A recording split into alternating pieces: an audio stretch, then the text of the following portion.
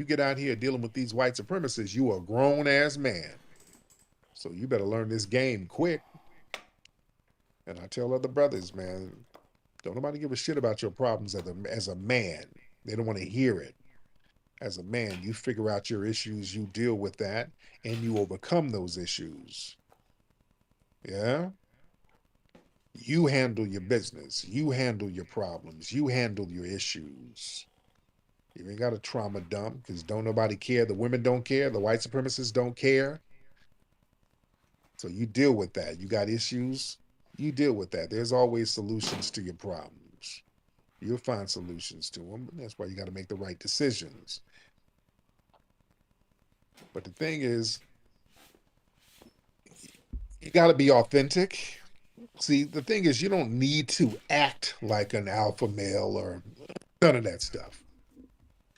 Women, that's another thing. Women can detect forced masculinity. They can tell when somebody's trying to act hard.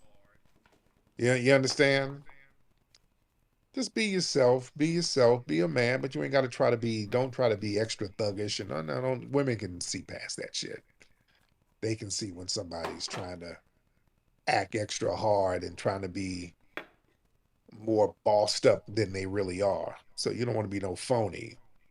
You don't want to be no phony That's a because fact. women will call you out on that. Women are very That's a fact. emotionally intelligent, more emotionally intelligent than you think. You think you're hiding your insecurity. You might think you're hiding your bitterness or your desperation, but the women, they feel it. Women, they got a sixth sense for energy. Women are very, very energy prone. You know, they know when something is off. They know when something is cool. They know they feel energy. So you got to make sure your energy is right. That's what I'm saying. You if you got some issues, deal with that shit inside. Deal with your issues as a man. Deal with it. Don't complain. Don't whine to nobody. They don't care. Deal with your issues. If you've been burned by the women before, the other women don't want to hear that. Deal with that. Learn from it. Build from it. Grow from it. Yeah, you're supposed to get burned every now and then. That's gonna make you stronger. Don't simp out. That's another thing because dudes ain't used to it. You go out here, a woman cross you up, woman lie to you, woman got her little side nigga somewhere, and then all of a sudden you gotta you go outside and get a 2x4 and start whooping on her and all this. So you know you don't want to do all that. You want to do that. Niggas start turning into Ike Turner Jr. and that ain't gonna help nothing. Charge that shit to the game. Learn from it. Let the pain deal with that pain. Yeah, you got deceived, but now it's time to move on. Now you know what signs to look for. Yeah. And stop seeking validation. You start setting standards. The attraction flips when a woman senses that you don't need her validation. You understand? Women like that because now you are somebody to pursue. You don't need her validation. When you hold high standards for who enters your world, including her, she respects you more and she will pursue your attention. Meaning, look, don't be simping and cupcaking. You ain't got to do all that. And if you do simp and cupcake, you do it on your terms. You do it because you're in the mood to be affectionate that day or whatever, but not that you're trying to get attention or validation. You do all that shit on your terms. There's nothing wrong with cupcaking every now and then. Nothing wrong with holding hands, kicking cans. Ain't nothing wrong with that. You do it on your terms, though. You did?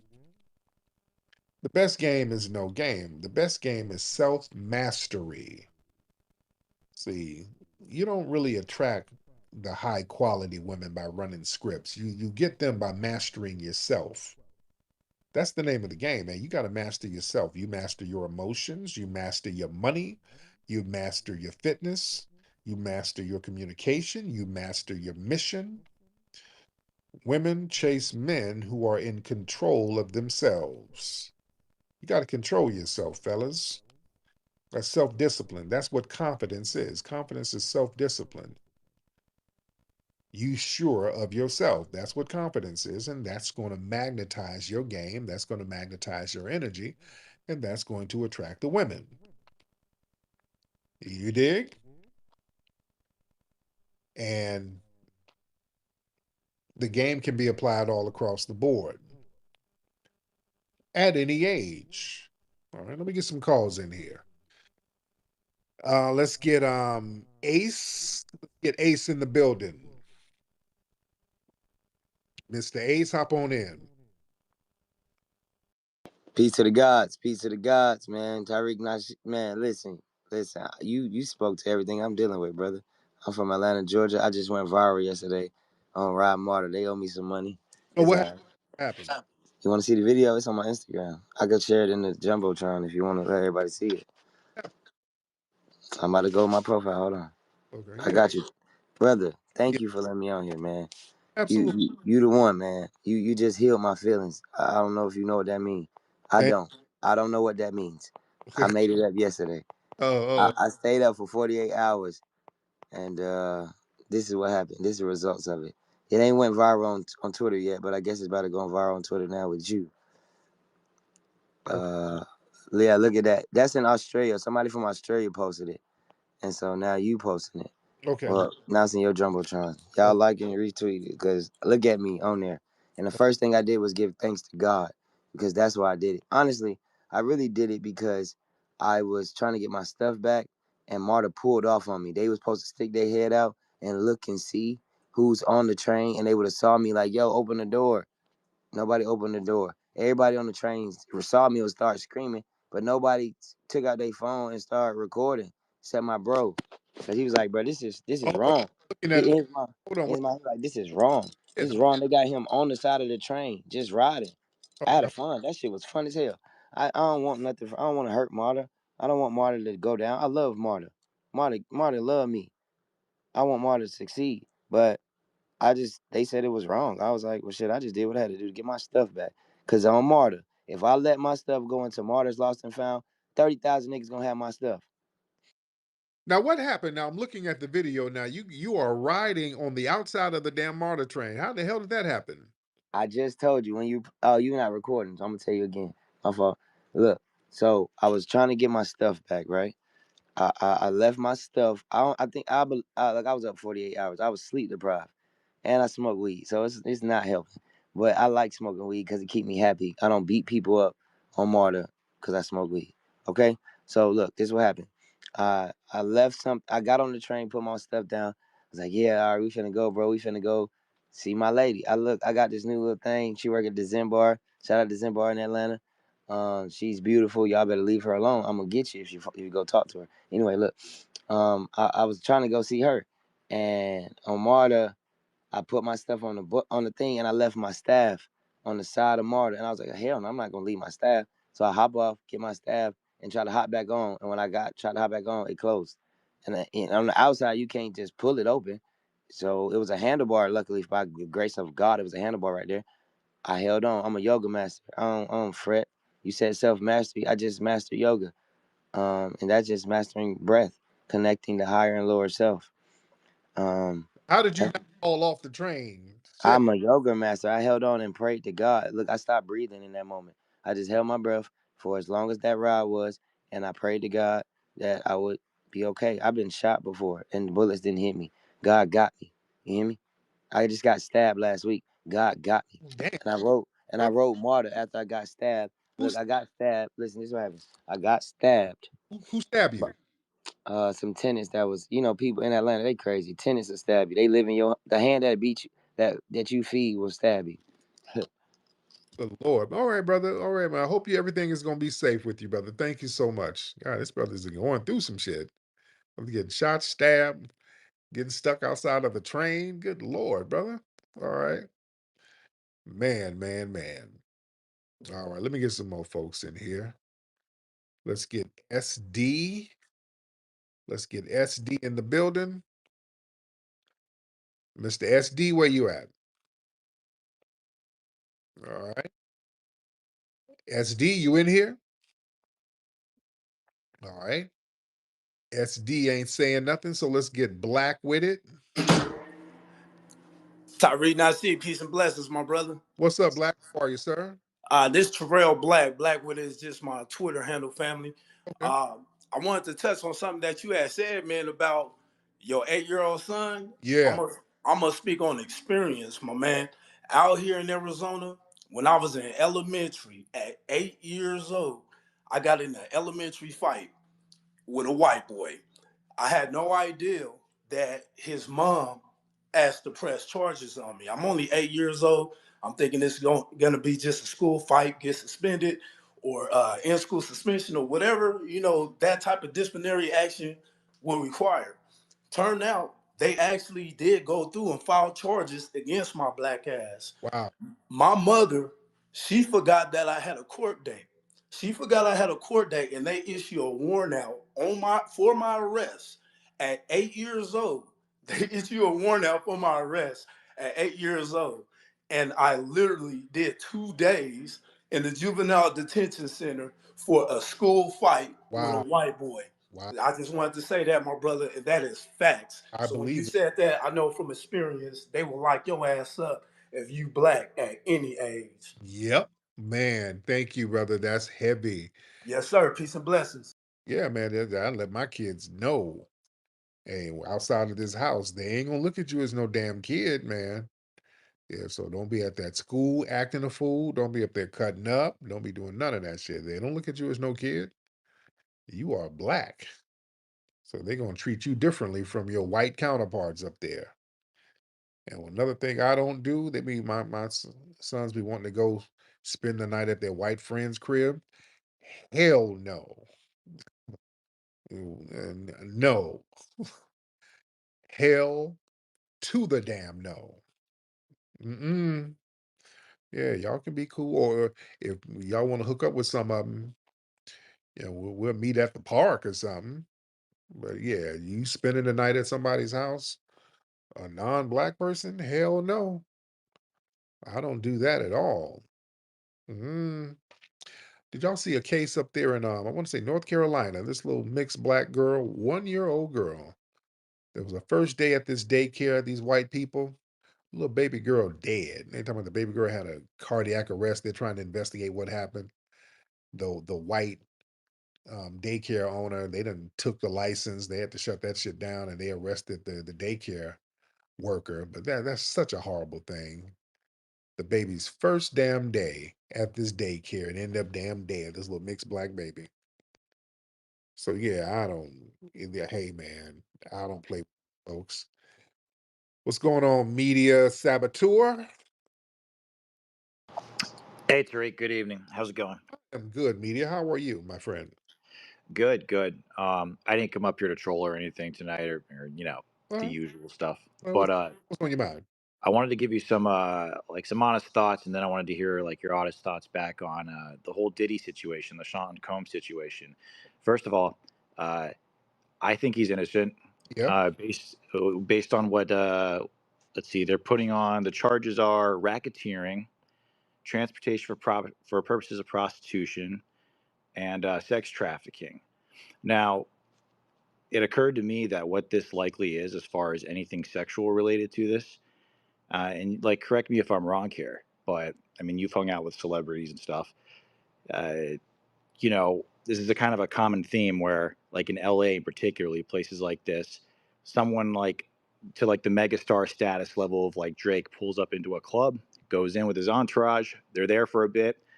He has members of his entourage scout like basically the best looking women in the club. Usually turn out to be the youngest women in the club too, and they load up maybe like 20 of them on a bus and head off back to their mansion for an after party after. I mean, it's kind of a common theme here, and it seems like they're trying to mold this kind of a scenario into these sex crimes. But I don't know. What are your thoughts on this? Because there are two waves of Diddy's fame that, when he was Puff Daddy. One, this was like back when I was like in elementary school.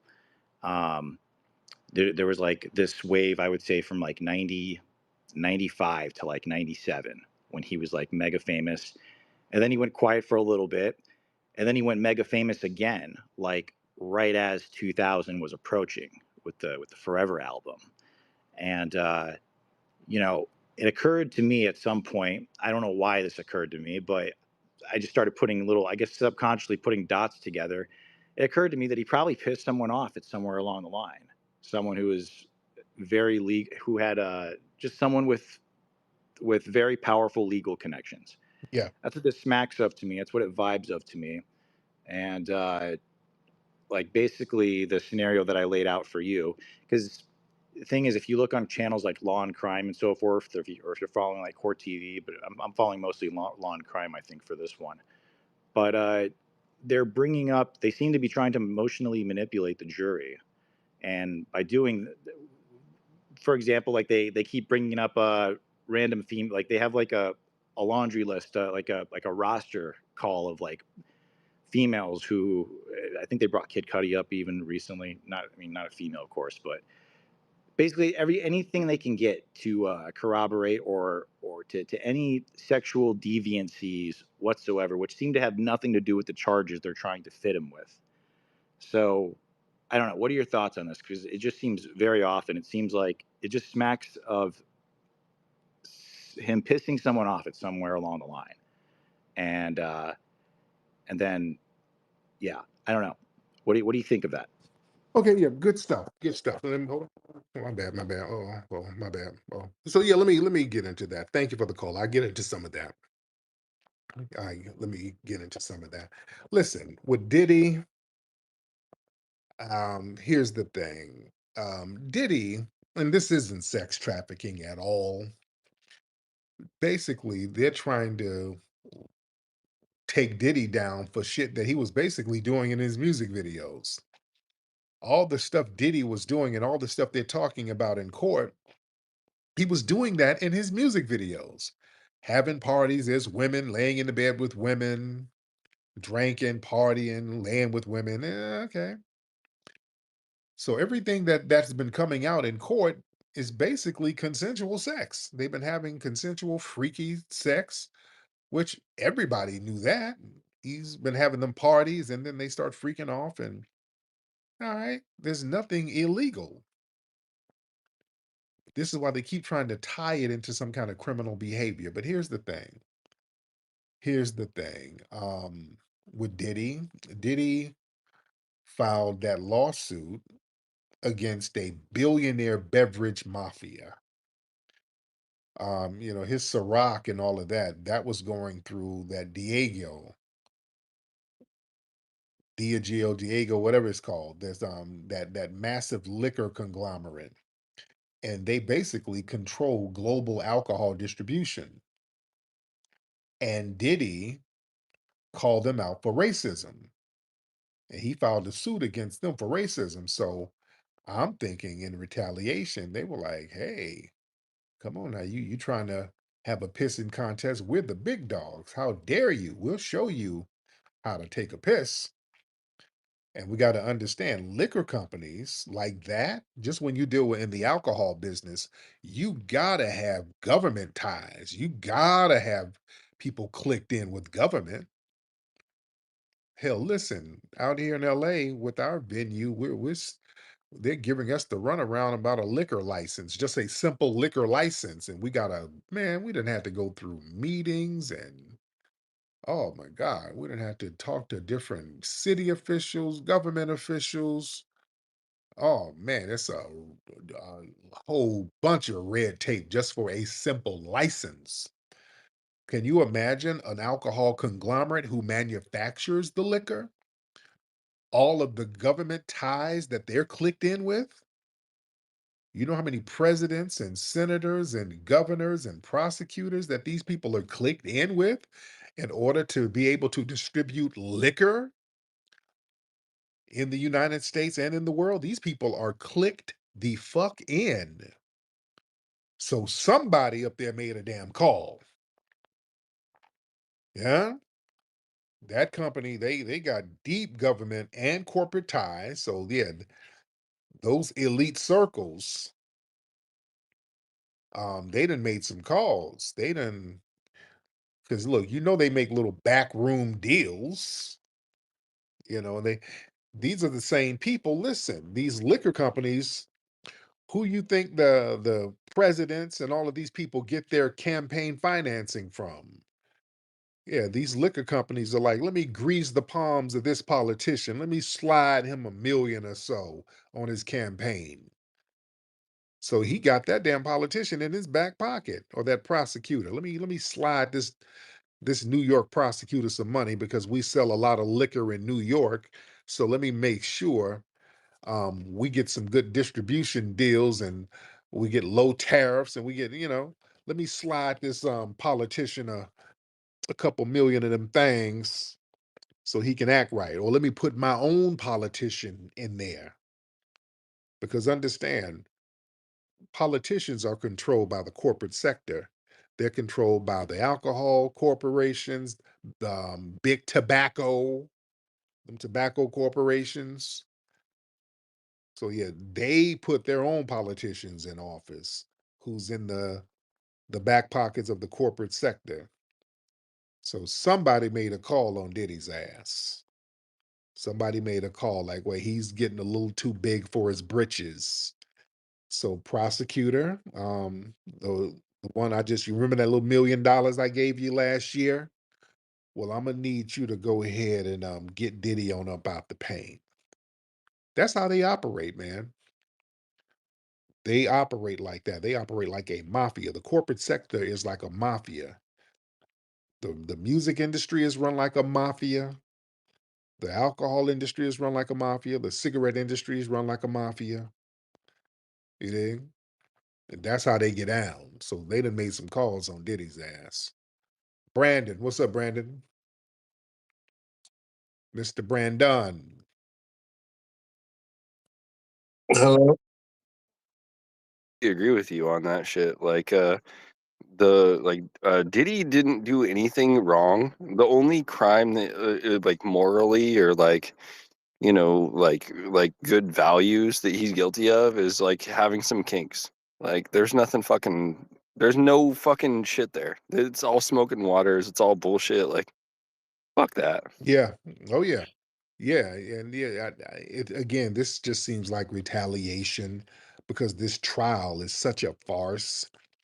They're just talking about freaky consensual sex. There's absolutely nothing about trafficking that's going on. Jimmy Pete, what's up, Jimmy? How you doing, Tariq? I'm good, Jimmy. How are you, sir? I just wanted to talk about that baby who got unalived in that daycare. Yeah. And one thing that I noticed, we've been seeing an uptick in this a lot. But one thing I noticed is that a lot of these babies who seem to die in these white female ran daycares, a lot of them are biracials. And I think that, they're very insecure about their birth rates, and they've always viewed biracial kids as a threat.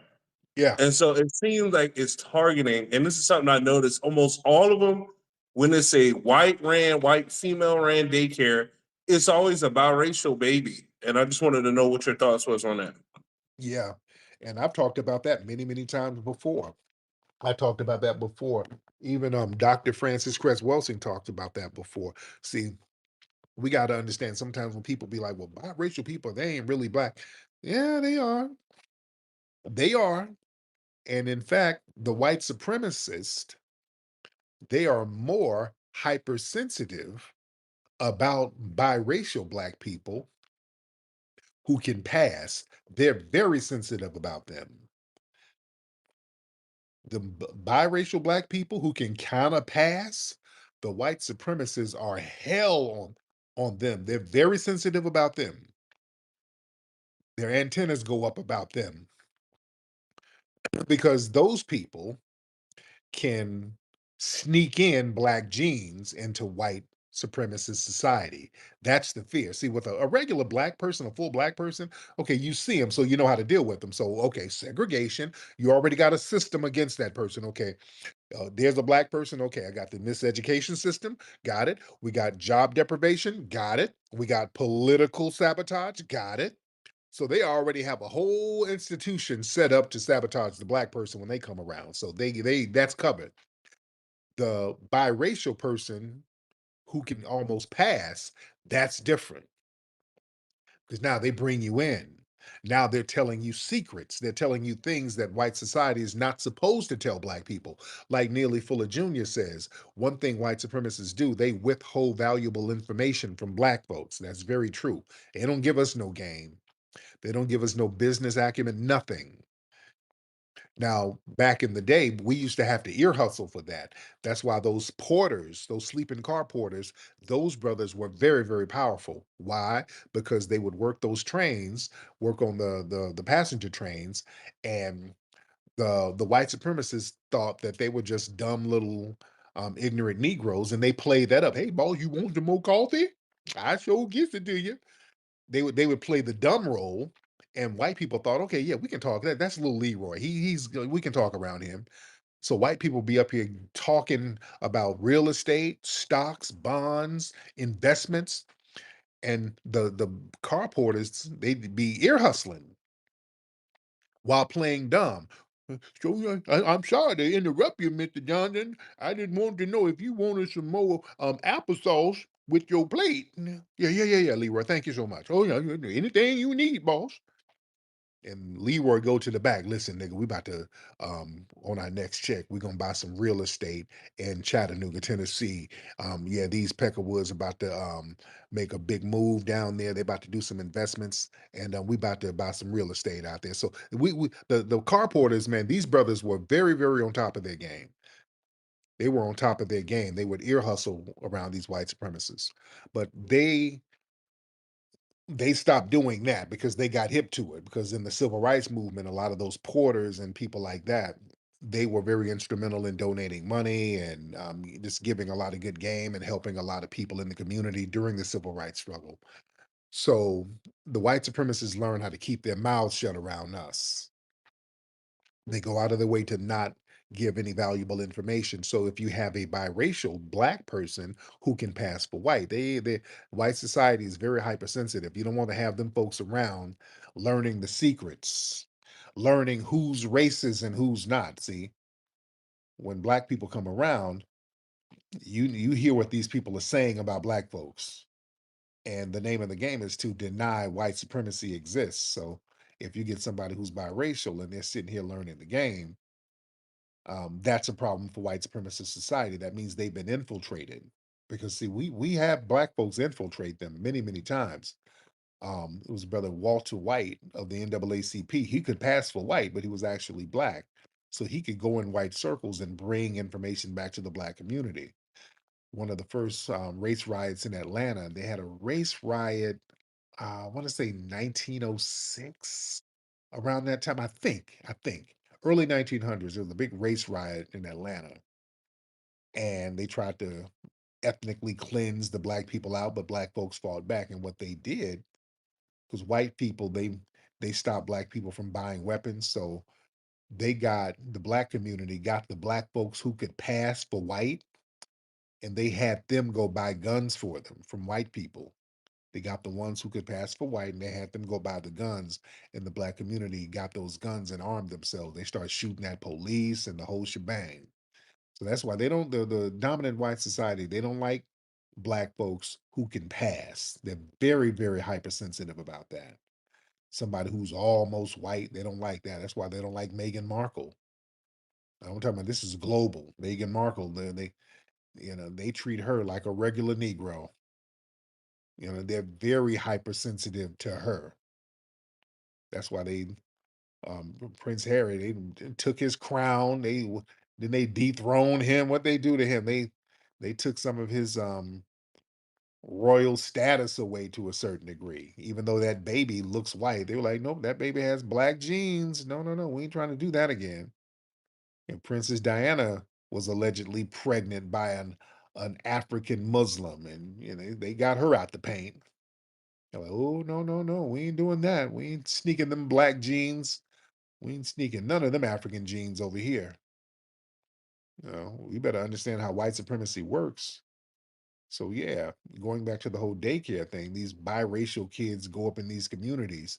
So they start snuffing these babies out early. These white supremacists are sick because they're like, no, no, this kid is going to grow up and try to date my son.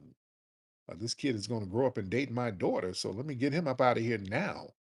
We got to understand how sick these people are. These people, that's what the Holocaust was about. That's what that Holocaust was about. The Nazis and all of that. Their thing wasn't about religion. It was like the Jews were not white, white. No, they had that African bloodline. And, that's what that's the thing, that's the issue that they had. That's just that African bloodline they got. They're sneaking them genes up here into Germany. Real deep stuff. We got Goyim, somebody named Goyim. All right. Speaking of Holocaust, Goyim, what's up, Goyim? Oh, he got out of here. All right. Let's get Dr. Linda. Dr. Linda in the building. What's up, Dr. Linda? Dr. Linda. Okay, can you hear me? Yes, ma'am. How are you? I'm fine. Can you hear me now? Yes, ma'am. How are you? I'm doing great. Let me tell you this. I got my birth certificate about 4 months ago. They erased my race. It had a C on it. C could either be Creole or colored. I'm from Louisiana. Oh, And in Louisiana, you have what you call the paper bag test. If you can pass the paper bag test and be brown, you're given a pass. Now, my last birth certificate removed my race and put four X's. wow. So I told my kids, I said, go back. Your mama don't have no race. But I also look at it from another standpoint of view. If you remove my race, I can't prove that I'm black.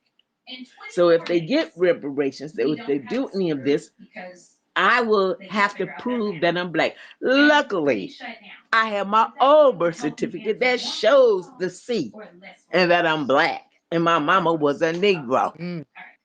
What year were I said, but what year were you born? 51. Okay. So yeah, it was a white woman down in Louisiana told me. No, they were called my mom called them midwives Okay. because mom I never knew until maybe about 5 years ago that my mother birth certificate said she was they called her they called her a name. Oh, they called her colored. The midwife called her another name. And I'm like, Mama. No, they called her Darky. Oh, wow. Wow. But I still have the copy of my old birth certificate. And right now, there's It's so loud over there, dear. Okay, thank you. Thank you for the call, dear. I don't know. It was so loud. I don't know, beloved Dr. Linda. I don't know why you got that TV up so loud. Dr. Linda, what are you watching over there, dear? That TV is so loud. Good Lord, that TV is up loud in the middle of the night. But thank you, dear. The TV sound was very distracting. Much respect to you, Dr. Linda. Lady T, what's up, Lady T? Hey, Tariq. How you doing? Oh, pretty good. I've been calling you quite a bit these last few broadcasts. Mm, Really good conversation. I am interested in saying something about the biracials. Um, now I know. I mean, I guess I get a little confused about it because we still kind of unofficially go by the one drop rule. I think we're still doing that yeah, for some reason. yeah, Um, and the thing is that it's more of a social construct, right? And politically, some president or some, politician can try to move to flip that. All of a sudden, the people that we say are black. And they say, okay, you're not black anymore. You can choose whatever you want to do. Now, all of a sudden, are they going to remain and continue to be black if the social construct is laxed? You know, so that's something that kind of makes me wonder about, what do you think about that? oh, Thanks. thank you. Hey, yeah, we live in a system of white supremacy, and the non-white people are subjugated, and then they have a hierarchy of buffer classes, and it's our job as foundational Black Americans to erase that racial hierarchy so we can produce justice. Freedom, Hey, Tariq. what's going on, Miss Freedom? Hi. I hope you had a great Memorial Day weekend. Absolutely. Um, are you familiar with Chicago Mayor Brandon Johnson? Yeah, I just saw something where he was talking about Africa Day, which I, He wrote he wrote Happy Africa Day, everyone, on Memorial Day. yeah, And I was wondering what your thoughts were on that. yeah. Thank you, dear. Yeah, I never heard of no damn Africa Day, until he mentioned it. Did y'all see that? Where he was talking about Africa Day and all the African immigrants this and the African immigrants that, and thank goodness it was very interesting. I didn't know there was an Africa Day. What does that mean? So yeah, Africa Day was, yesterday, the day before. So what the hell does that mean? We got to watch some of this stuff. And no disrespect to Africa, but what's Africa Day? They were like, yeah, shout out to Africa and everybody in the African diaspora. To me, it almost sounds like something to undermine our reparations. Listen, shout out to Africa, but hell, we're foundational Black American. And what we need is a foundational Black American Heritage Day. We got Juneteenth, but we need a Heritage Day for foundational Black Americans specifically. If we're gonna do that, if we're gonna talk about some African Day, and then you got the Caribbean Day and Puerto Rican Day. When is the Puerto Rican Day parade happening? Don't that happen pretty soon, guys? Where my New Yorkers? Because don't from what I remember, I think the Puerto Rican Day parades is usually around June, if I'm not mistaken. I don't know. So my New York people, let me know. But that Africa Day thing is very, very interesting. All right, let's get Darius. Darius in the building. What's up, Darius? Mr. Darius, hop on in, sir. Mr. Darius. Darius, Darius, Darius. All right, Darius ain't saying nothing. All right, Darius. All right. Let's get uh let me see. I want to get some new faces. Get Joe. Let's get Joe in the building. Mr. Joe, hop on in, brother. Because we in here heavy. Joe, unmute your mic. My bad. Yeah, this is my first time of ran. I've been listening to you for a long time. But my question is that I'm just basically giving you insight on this Diddy thing. When you have people in the background, like let's say Monique, they says she testified, and some other people. And I think a lot of times, this is my perspective, if that makes sense, where they're not able to televise it. So you have different media outlets saying different things. So you don't know really what to believe because you're not there personally. But what is your opinion on that whole thing, if that makes sense? On the whole Diddy case? Yes, sir. Yeah, yeah, that's what I've been talking about. I've kind of given my perspective on it. And I said it's a big finesse. This is a money grab. They're trying to get Diddy's fortune. I think he ticked off these big liquor people, these people who got this big liquor conglomerate. He ticked them off and they called in their political allies and they start to take him down. That's all that is. All right. Okay, let's get Philly Don. Let's get Philly Don in the building. Oh, well, I was gonna get you Philly, then you got up out of here. Oh, I was gonna get you in Philly, but then you got out of here real quick. So I guess you didn't have anything to say. Let's try C in the building. Let's get C. CEE. C, are you in the building? Unmute that microphone. All right. All right. C. Where you at, C? All right. Let's get he who remains. All right. C ain't saying nothing, so we'll get he who remains. He who. Yo, what up, Tariq? What's up, he? How are you? I'm doing good, brother. Louisiana in the house here. And, It's been great to hear you speak on my home state.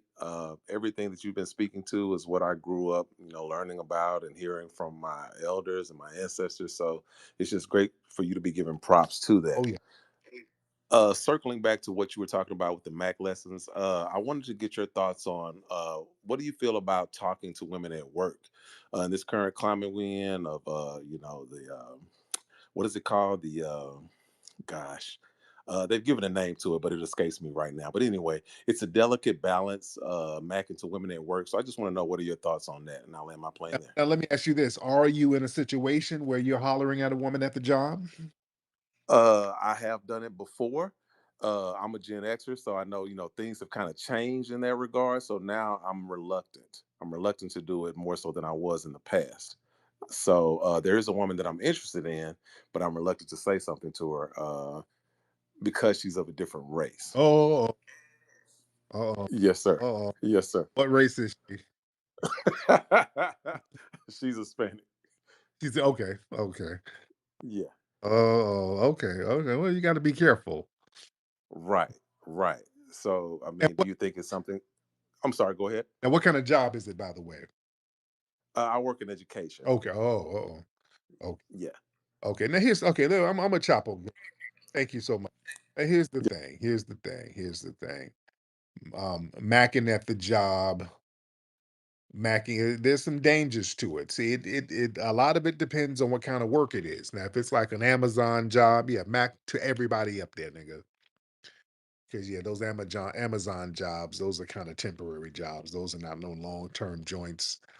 Um, Now, a job where there's a career where you try to get a pension, boy, you better navigate that very carefully.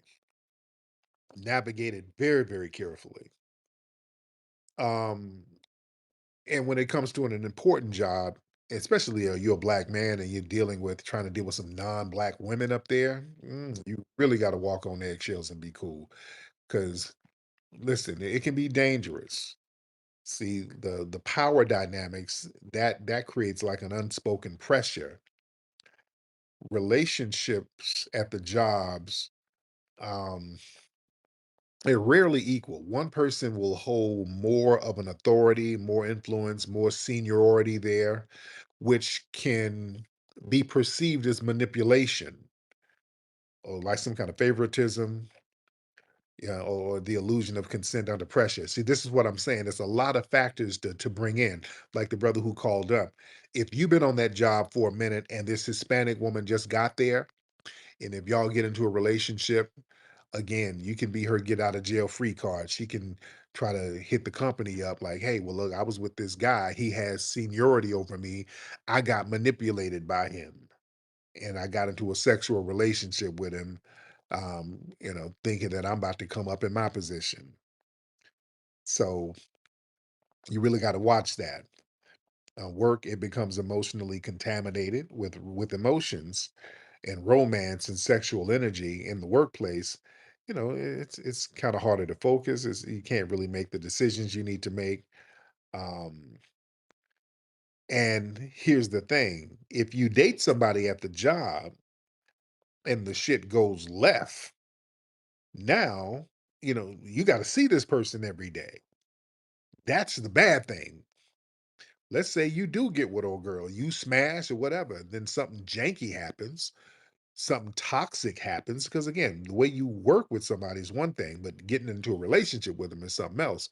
So if something goes wrong in the relationship on your behalf or hers, let's say you did something janky. Let's say you dated this woman at the job, but then you got you some side johns.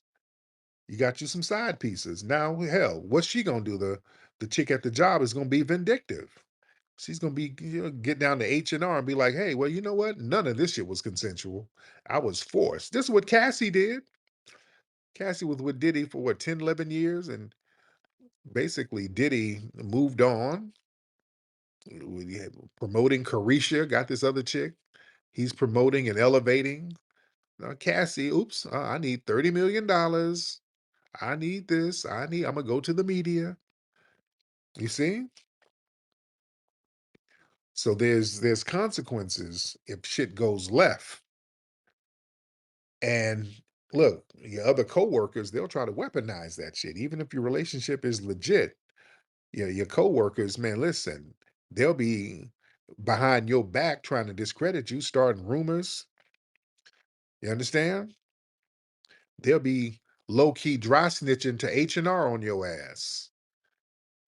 Let's say you dating the chick at the job, then you get a promotion, and some of the other little hater coworkers know about it, especially if it's a damn tether. That's another thing. Let's say you got a tether at that job, and who he wants a promotion, and he sees you getting good money, you getting a promotion, you smashing somebody at the job, and this tether is sitting up there. Ooh, I hate this nigga. Listen, H&R, that nigga is in a relationship with Sonia. Yes, I saw those niggas together. They go to lunch together every day. When I go outside to eat my jollof, I see them go to Chipotle across the street and together. Unchuke, he's gonna be in there dry snitching on your ass. It's too many problems. It's too many problems. So, man, if you do that work relationship shit, man, she better be a dime. She better be somebody who's worth it. That's what I'm saying. Because yeah, um, it'll be weaponized. It becomes a form of surveillance. Your privacy is gone. Yeah, you understand? The breakups, they don't end at the office door. See, yeah, you can't escape your ex if y'all work together. That post breakup tension is there. Just imagine you break up with somebody, there's already tension. You break up with them, you kind of run in the same circles. You don't want to see them, you don't want to be around them, and then you break up with somebody, and then you got to go to work to see these motherfuckers every day. Yeah. And another thing, you go to work with this broad, and y'all done broke up, and she's bitter or whatever, and I don't know, your energy might be simpish. You might have some of that Travis Hunter energy. So now let's look at it like this: you dating her, y'all break up, you heartbroken about it. She done ghosted you, and you gotta go to work and see her, and she's fine, and ass and titties are popping, and then she got some new nigga who's picking her up from work, and she's gonna rub it in your face. She's gonna make sure the new nigga come up there in his flashy car. She's gonna make sure he comes up to that job, and she's gonna be rubbing it in your damn face while she rubbing her coochie in his face. Yeah, and then you gonna simp out. And that's another thing. And now you sitting at the job heartbroken, sitting behind your desk mad. Now you trying to look for another damn job because now your heart is being broken every day. She's drilling the knife into your ass every day. Come on, do you really want that? She better be worth it. I ain't saying not do it. I'm just saying understand the consequences and the risks and the dangers of it. Yeah, you become easy to manipulate. Somebody knows your romantic business. That can be used against your ass. You don't want that. All right. Let me see who we got. Let's get one more call in here. Let's get one more good one, ladies and gentlemen, because we do have a lot of folks in here.